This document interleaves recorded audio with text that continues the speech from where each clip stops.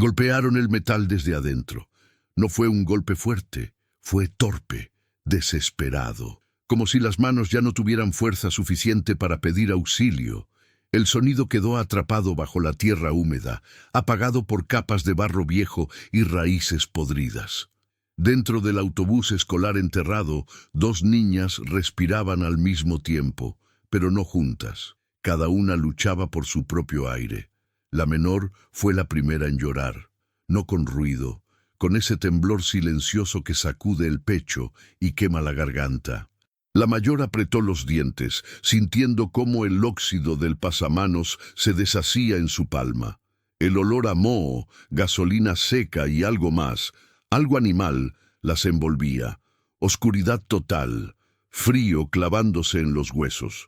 Si alguna vez te preguntaste hasta dónde puede llegar alguien para sobrevivir, deja un like ahora y escribe en los comentarios desde dónde escuchas esta historia, porque lo que ocurrió aquí no fue un accidente, fue una huida. Las gemelas no sabían cuánto tiempo había pasado desde que se arrastraron por el hueco del costado. Solo sabían que afuera llovía y que la lluvia ya no era alivio, sino amenaza. El barro se había comido medio camino y el autobús, hundido como un animal muerto, ofrecía lo único que parecía posible: esconderse. La mayor, siempre la mayor, tanteó el suelo con la punta del zapato. No había asientos completos, solo esqueletos de hierro, espuma mordida por ratas, mochilas deshechas. Una campanilla oxidada colgaba del techo y se balanceaba con cada respiración, tintineando apenas, como una burla.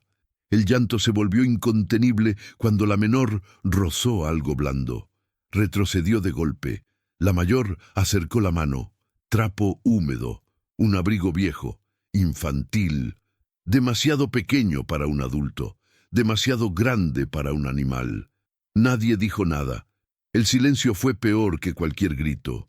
El frío no era solo temperatura, era ausencia, ausencia de voces que las llamaran por su nombre, ausencia de una puerta que se abriera para dejarlas entrar, ausencia de futuro. La mayor envolvió a la menor con el abrigo encontrado, aunque sabía que no bastaría, nunca bastaba. El autobús crujió, no por el viento, por peso. Algo afuera se movía, pasos tal vez, o ramas, o recuerdos que regresaban con forma de amenaza. La mayor pegó la oreja a la pared metálica. El sonido del mundo exterior llegaba distorsionado, como si la tierra lo masticara antes de escupirlo. Intentó recordar cuándo fue la última vez que estuvieron bajo un techo real, cuando comieron sin contar migas, cuando dormir no significaba vigilar. No lo logró. La memoria, igual que ese lugar, estaba llena de huecos. El llanto de la menor se convirtió en hipo. Cada espasmo resonaba demasiado fuerte. La mayor le cubrió la boca con cuidado, no para callarla, sino para protegerla. Susurró palabras que había inventado para momentos así, palabras sin significado, pero con ritmo. Un canto bajo, casi un rezo. La campanilla volvió a sonar. Afuera el ruido cesó, demasiado rápido. La mayor sintió esa presión conocida en el estómago. Cuando el peligro no se va, solo espera. Se dio cuenta de que el autobús no era un refugio, era una pausa. Y mientras la oscuridad parecía cerrarse sobre ellas, la mayor entendió que entrar ahí no las había salvado. Solo había cambiado la forma del miedo, preparándolo para lo que vendría después.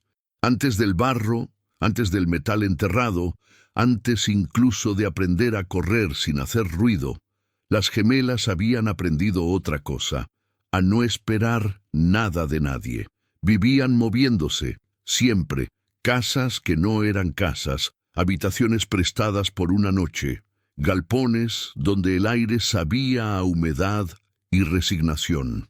Desde que el apellido dejó de significar protección, el mundo se había convertido en un sistema de puertas cerradas. Y cada adulto que prometía ayuda terminaba pidiendo algo a cambio, o simplemente desaparecía. El orfanato fue el primer error. No porque fuera peor que la calle, sino porque fingía no serlo. paredes limpias, reglas claras, sonrisas ensayadas. Pero detrás de cada norma había castigo, y detrás de cada castigo, silencio obligatorio. Allí aprendieron que llorar juntas era motivo de separación, que defenderse significaba días sin comer, que preguntar por su madre era una falta grave. La mayor no aceptó eso. Nunca. No gritaba, no rompía cosas, no se rebelaba de forma visible. Observaba, escuchaba, memorizaba horarios, llaves, pasos. Cuando los cuidadores hablaban de ellas, lo hacían como si no estuvieran, como si fueran números que ocupaban camas. La menor se encogía cada noche, la mayor apretaba los puños hasta hacerse marcas en la piel. El antagonista no tenía rostro único. Era una suma de manos que empujaban, miradas que evitaban, reglas que protegían a los adultos y castigaban a los niños. Un sistema que se alimentaba del miedo y se justificaba con palabras bonitas. Es por su bien.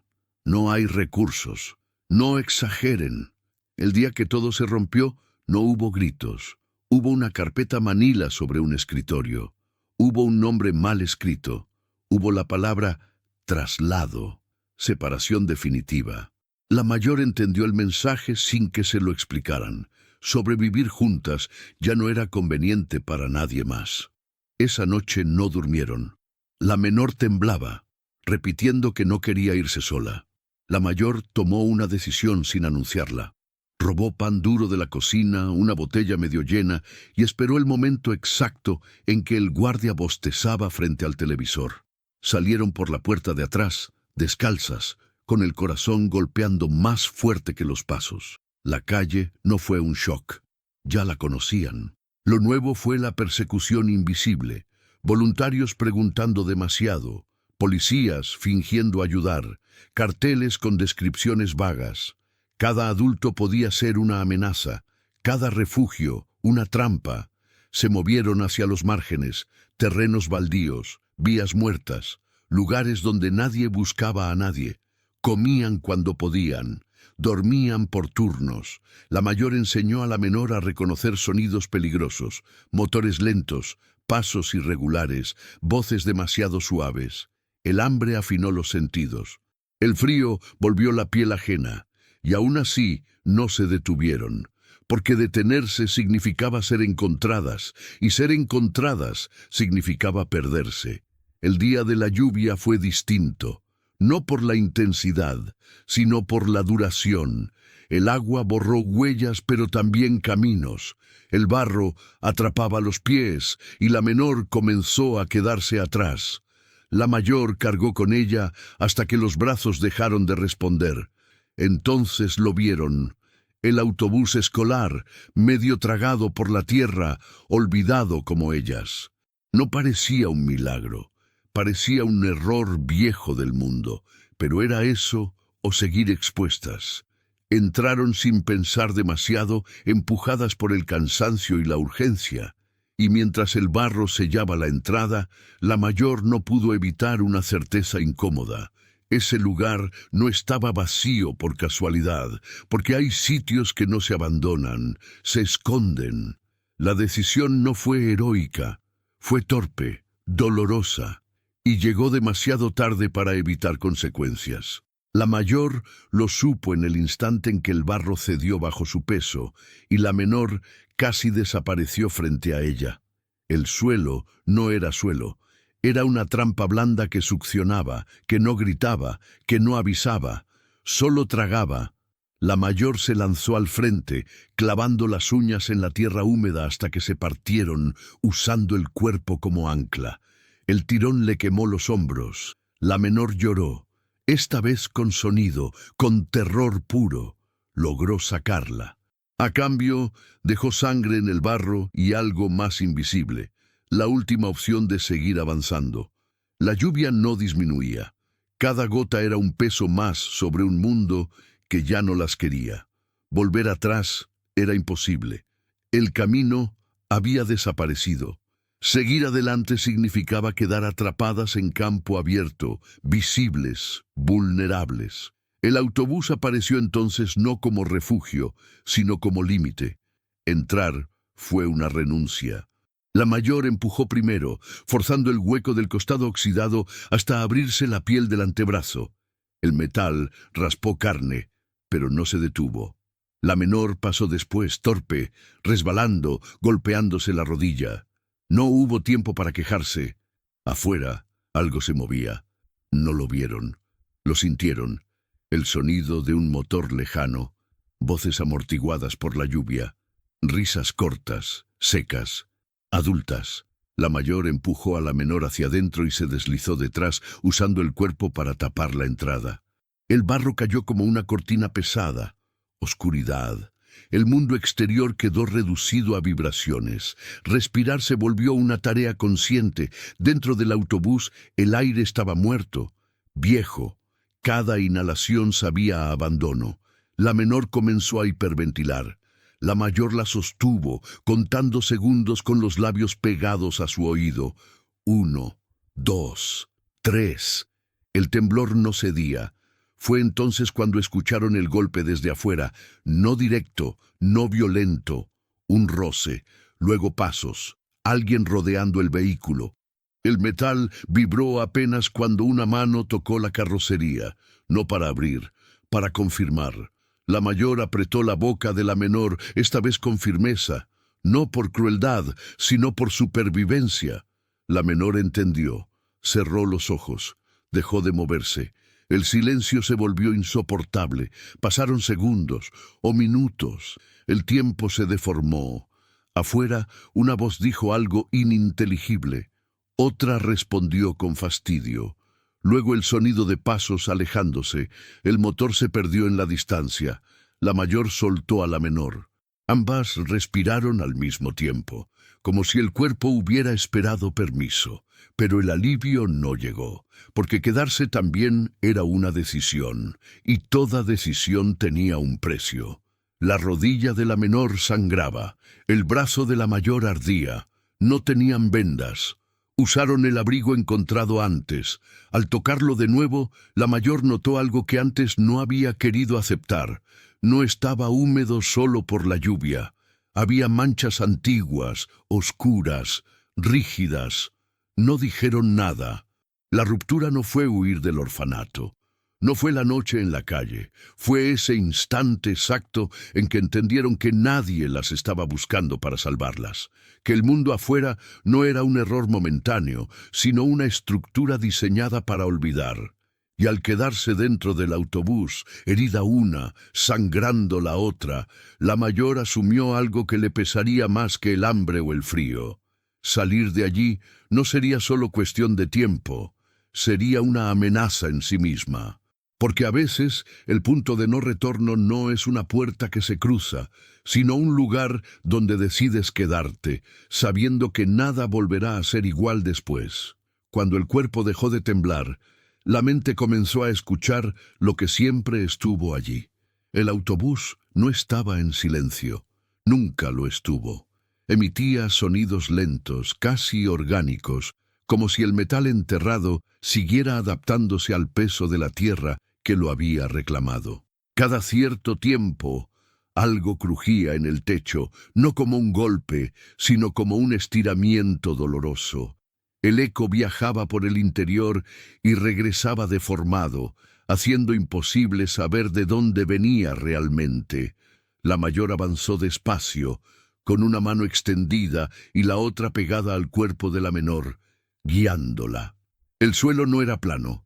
Había desniveles creados por el barro seco, charcos espesos, restos de asientos arrancados de raíz. Cada paso levantaba un olor distinto, tela mojada que nunca se secó, plástico viejo calentado por años de abandono y un fondo ácido que irritaba la nariz. El olor de un lugar que había sido olvidado sin ceremonia. La menor se sentó contra una de las paredes laterales. El metal estaba helado y ese frío atravesó la ropa hasta instalarse en los huesos. Se abrazó las piernas, no por comodidad, sino para asegurarse de que seguían allí.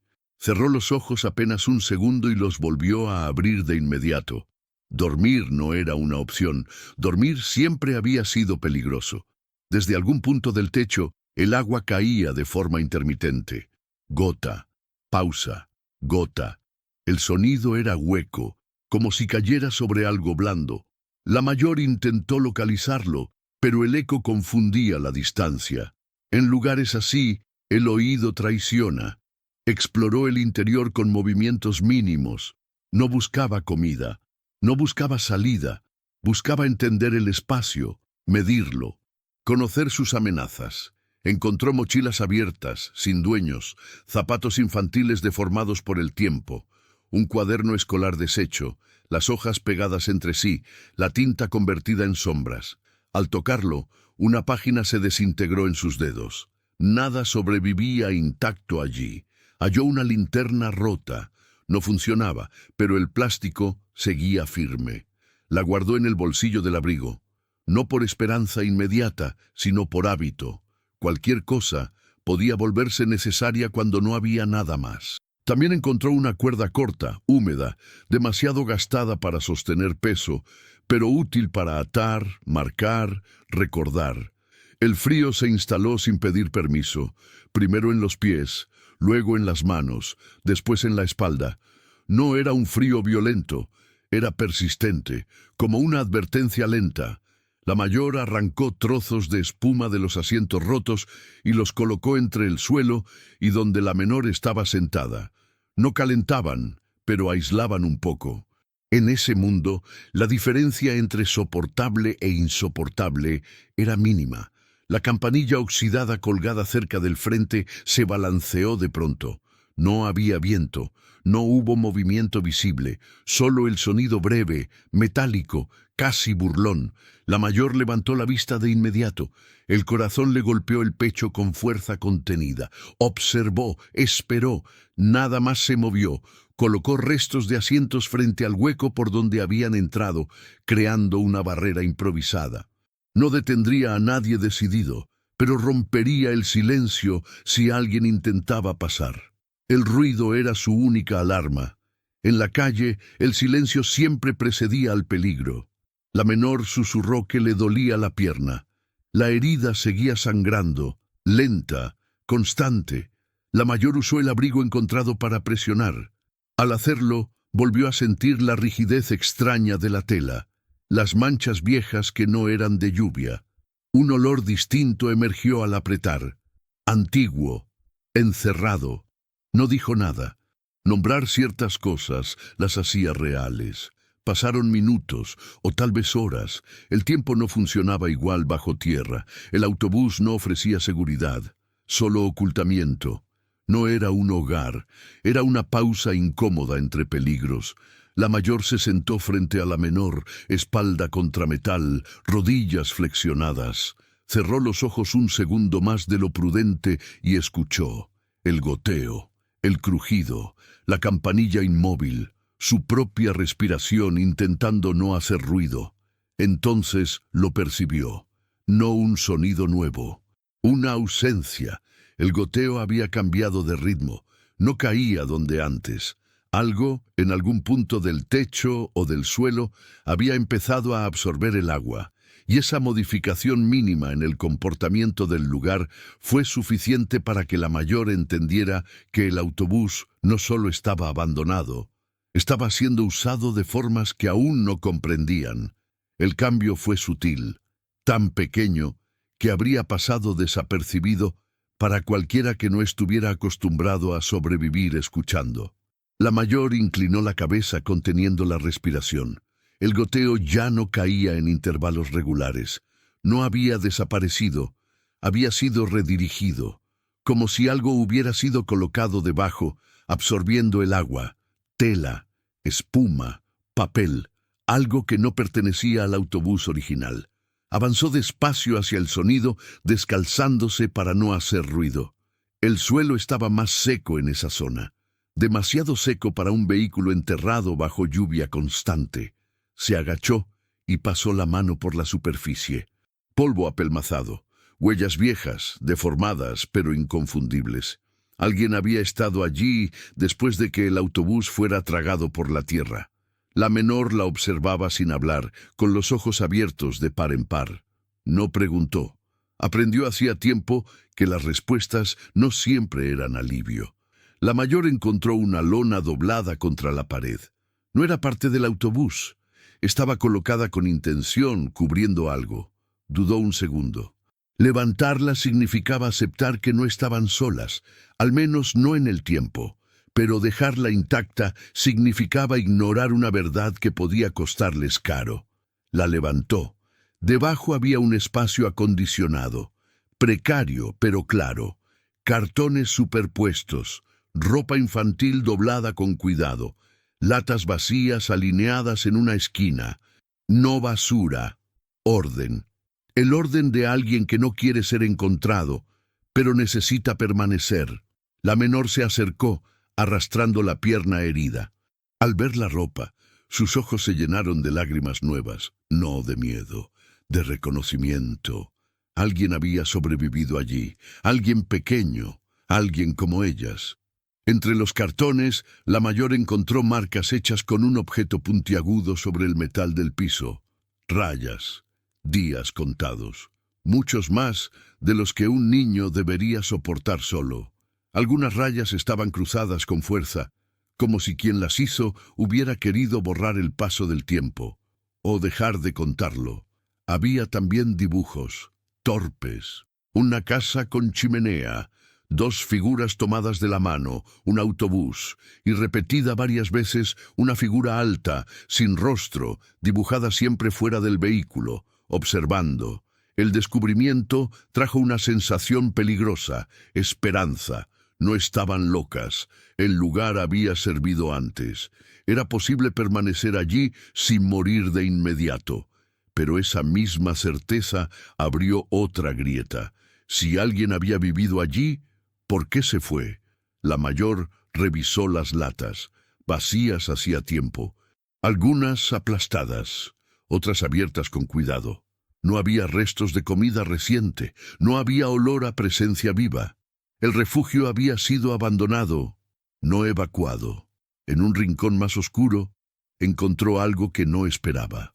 Un trozo de tela atado a una varilla metálica, una especie de señal improvisada, colocada de forma que solo sería visible desde cierto ángulo, desde fuera del autobús. No era para marcar el lugar para quien estuviera dentro, era para quien regresara. La menor retrocedió un paso. El aire pareció volverse más pesado. El descubrimiento ya no era solo consuelo, era advertencia. La mayor entendió entonces que el autobús no era un escondite olvidado por el mundo. Era parte de un circuito invisible, un punto ciego usado por quienes sabían mirar sin ser vistos. Y lo más inquietante no era que alguien hubiera estado allí antes, era que había señales claras de que alguien esperaba volver. Porque algunos refugios no se abandonan cuando dejan de ser útiles, se dejan cuando se vuelven demasiado peligrosos para quedarse. La primera señal no fue un ruido, fue una vibración, tan leve que podría confundirse con el ajuste natural del metal bajo la tierra. Pero la mayor no se movió, reconoció ese tipo de advertencia. No venía del techo, venía del suelo, un peso que se redistribuía, un paso amortiguado por barro. La lona se movió apenas, rozando el piso.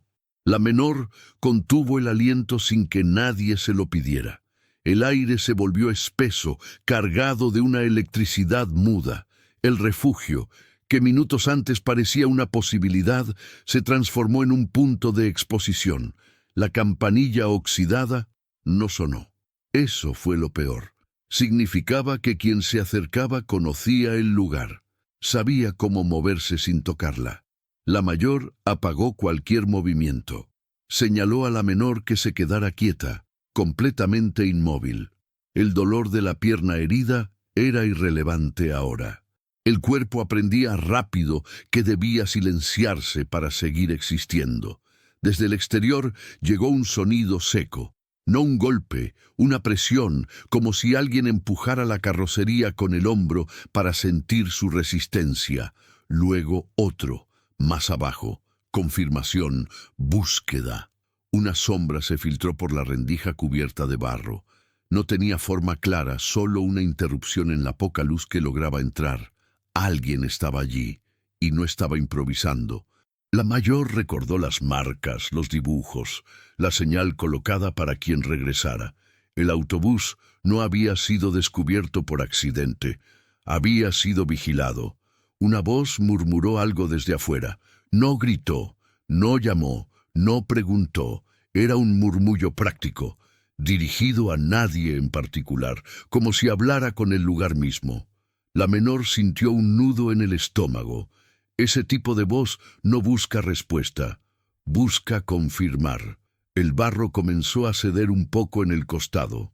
No lo suficiente para abrir un acceso completo, pero sí para dejar entrar aire frío. El olor cambió. Ya no era solo humedad vieja, había sudor, metal caliente, presencia humana reciente. La mayor entendió algo con claridad brutal. Quedarse quietas no las haría invisibles. El refugio las había protegido del mundo, pero también las había marcado como posibles ocupantes. Quien estaba afuera se detuvo. El silencio se prolongó demasiado. Ese tipo de pausa no es duda, es cálculo. Un objeto golpeó el metal, suave, rítmico, no para romperlo, para provocar reacción, para escuchar. La mayor apretó los dientes hasta sentir dolor. No podían toser, no podían moverse, no podían respirar profundo.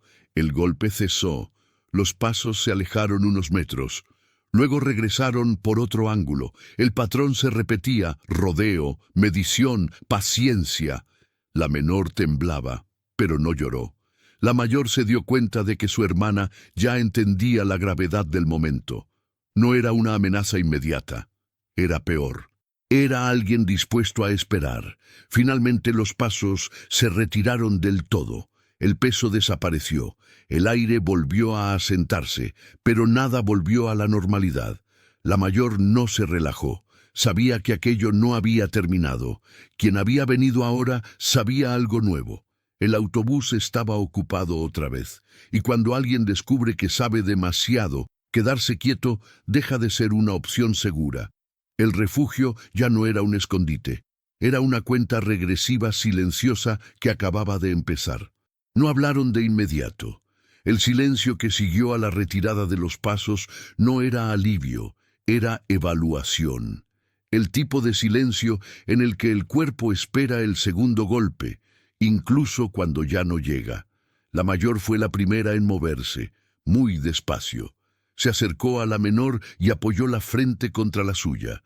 No fue un gesto de consuelo, fue una promesa muda. No te voy a dejar. Pero incluso esa promesa tenía grietas. Ahora sabían algo que antes no. El autobús no era solo un refugio improvisado, era un punto dentro de una lógica ajena. Alguien lo usaba, alguien lo controlaba, y ese alguien no quería testigos. La menor susurró, apenas audible, que podían irse de noche, que podían volver a la carretera, esconderse en otro sitio. Lo decía sin convicción, como quien repite una idea solo para no quedarse paralizado. La mayor no respondió enseguida. Salir significaba exponerse otra vez al mundo abierto, a los mismos adultos que preguntaban demasiado, a la lluvia, al frío, al hambre que ya no dolía porque se había vuelto costumbre. Pero quedarse significaba algo distinto ahora, convertirse en parte de un secreto que no les pertenecía. La mayor pensó en las marcas en el metal, en los días contados, en los dibujos de la figura sin rostro siempre afuera. Pensó en el orden cuidadoso del refugio anterior. Nadie se toma ese trabajo sin un motivo. Nadie sobrevive así sin aprender a desaparecer o a obedecer. Si se iban, tal vez sobrevivirían un día más, tal vez dos. Si se quedaban, tal vez encontrarían comida, rutina, protección. Pero el precio no era visible. Aún, la menor la miró. No con miedo, sino con una confianza que dolía. Esa confianza absoluta que solo existe cuando no queda nadie más. La mayor sintió el peso de esa mirada hundirse en el pecho. No podía decidir solo por ella. Cada opción arrastraba a la otra. Escucharon un sonido lejano, no pasos, algo peor, un objeto arrastrándose fuera, marcando el terreno, como si alguien estuviera preparando algo para más tarde. La amenaza no se había ido, solo se había pospuesto. La mayor entendió entonces que no elegir también era elegir, que quedarse quietas las volvía previsibles, y ser previsibles en ese contexto era una forma lenta de rendición. Pero huir sin rumbo también era una traición a todo lo que habían resistido hasta ahora. La decisión no llegó como una idea clara, llegó como una sensación incómoda en el estómago, un rechazo físico a seguir siendo solo presas. No se trataba de valentía, se trataba de dignidad mínima. La mayor apretó la linterna rota en el bolsillo. No servía para alumbrar, pero podía servir para golpear. Miró la señal improvisada cerca de la salida. Pensó en destruirla. Pensó en dejarla intacta y observar. Pensó en usarla. La menor esperó. No pidió explicación. No lloró. Aceptó que no habría respuesta correcta. El dilema no era huir o quedarse. Era decidir si seguir viviendo sin saber o arriesgarlo todo por entender qué clase de verdad estaba enterrada con ese autobús. Y cuando la mayor finalmente se incorporó, con el cuerpo tenso y la mente tomada por una resolución silenciosa, quedó claro que lo que hicieran a continuación no la salvaría por completo, pero sí cambiaría para siempre la forma en que el mundo las vería, si lograban salir de allí. La consecuencia no llegó como castigo inmediato, llegó como una estructura nueva que empezó a cerrarse alrededor de ellas sin hacer ruido. La mayor fue la primera en entenderlo. Nada volvió a sentirse casual. Cada sonido, cada ausencia, cada cambio mínimo dentro del autobús comenzó a tener intención. El refugio ya no reaccionaba al clima o al paso del tiempo, sino a decisiones externas, a voluntades que no veían. No huyeron ese día, tampoco el siguiente, pero dejaron de dormir al mismo tiempo.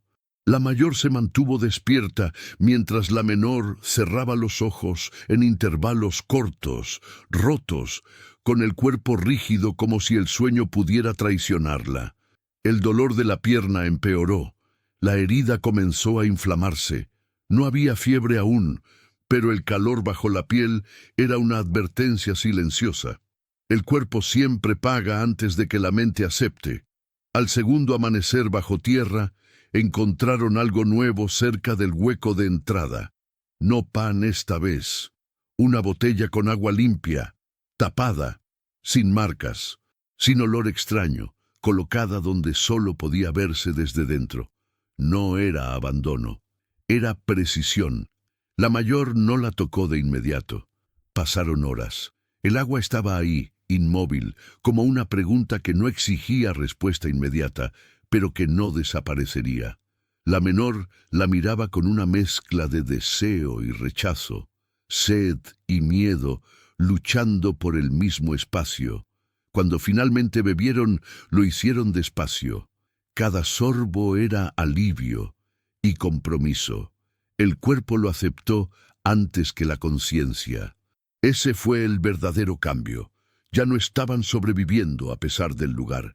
Estaban sobreviviendo dentro de un sistema que comenzaba a alimentarlas lo justo para mantenerlas allí. El autobús dejó de ser solo metal y barro. Se convirtió en frontera, en límite, en contrato no hablado. La mayor empezó a notar patrones. Los objetos aparecían siempre después de que ella movía algo. Nunca antes. Como si cada acción fuera observada y respondida. Cuando alteraba el orden, algo se corregía. Cuando dejaba todo intacto, nada ocurría. No era protección, era entrenamiento.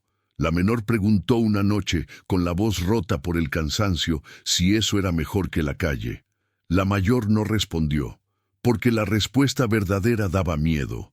Afuera, el mundo seguía existiendo. Motores lejanos, voces humanas, perros, lluvia.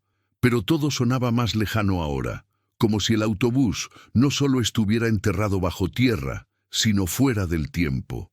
Salir significaba romper algo. Quedarse significaba aceptar que alguien decidía cuánto podían tener y cuánto no. La consecuencia más dura no fue el miedo, fue la adaptación. El cuerpo aprende rápido cuando no tiene alternativa.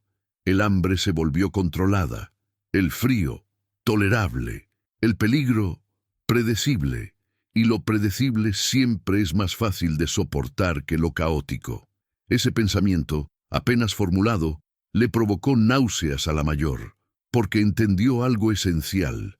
No las estaban cazando, las estaban incorporando.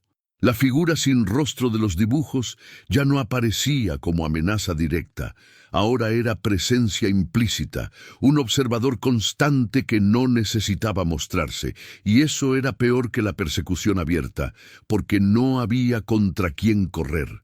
Una noche, mientras la menor dormía por fin un poco más profundo, la mayor se sentó sola frente al metal frío y apoyó la mano sobre una de las marcas antiguas del suelo. Pensó en todas las decisiones que no habían tomado, en todas las salidas que aún existían, pero se volvían más costosas cada día. Susurró, apenas, una verdad que nadie le había enseñado, pero que había aprendido demasiado joven. La ayuda que no se puede rechazar nunca es gratuita. El autobús respondió con un crujido lento, profundo, como si aceptara la frase. La lucha no había terminado. No había explotado en violencia ni en huida épica. Había mutado en algo más peligroso, una calma vigilada, una espera activa, una deuda invisible creciendo bajo la tierra. Y mientras las gemelas seguían respirando en ese refugio enterrado, quedó claro que la historia no trataba solo de sobrevivir. Trataba de decidir cuánta verdad estás dispuesto a perder para sentirte a salvo. Cuánta justicia puedes sacrificar a cambio de un poco de pan, y cuánta valentía se necesita para romper un silencio que te mantiene con vida. Porque algunos lugares no te matan, solo te enseñan a quedarte.